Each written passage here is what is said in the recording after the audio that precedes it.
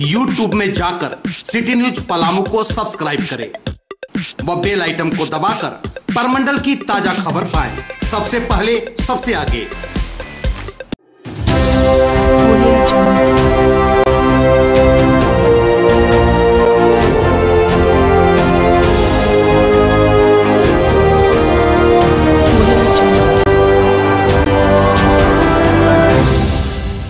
झारखंड प्रदेश का प्रमुख पर्व सरहुल सोमवार को पलामू जिले में काफी हर्ष व उल्लास के साथ मनाया गया। इस अवसर पर पाहन के सानिध्य में विभिन्न सरना स्थलों पर आदिवासी भाई बहनों ने प्रकृति की पूरे भक्ति भाव से पूजा कर क्षेत्र की खुशहाली हेतु पर्याप्त वर्षा की कामना की। इस पर्व में सखुआ वृक्ष का विशेष महत्व होता है और कहा जाता है कि इसी वृक्ष के नीचे धर्मेश को ज्ञान की प्राप्ति हुई थी।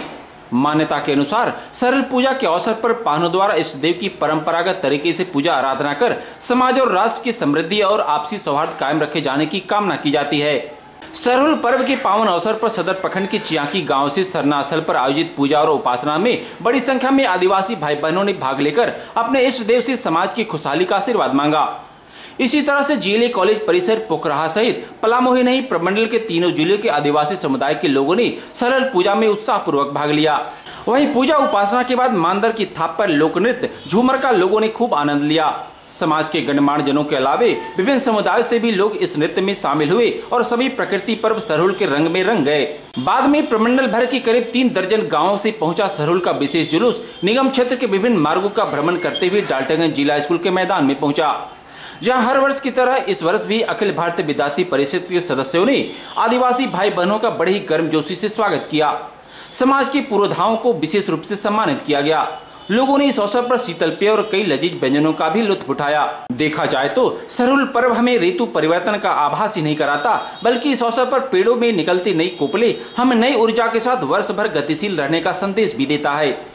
सरहुल पर्व को लेकर आदिवासी बहुल क्षेत्रों में लोगों का उत्साह व उमंग देखते ही बन रहा था। परंपरा के अनुसार पूजा के दौरान धर्मेश के पद चिन्हों पर चलते हुए पाहन 2 घड़ों में जल भर कर रखते हैं और इन घड़ों के जलस्तर में कमी या वृद्धि के आधार पर आने वाले मानसून में वर्षा का अनुमान लगाया जाता है। इस दौरान आदिवासी रीति रिवाज को कायम रखते हुए भाषा और संस्कृति बचाए रखने पर बल दिया जाता है। जैसा कि आप सभी को मालूम है, आज सरहुल पर्व है। ये पर्व प्राकृतिक सरहुल पूजा कहते हैं इसको। आज के दिन ही हमारे पूर्वज को सखुआपन के नीचे आत्मध्यानिक ज्ञान प्राप्त हुआ था।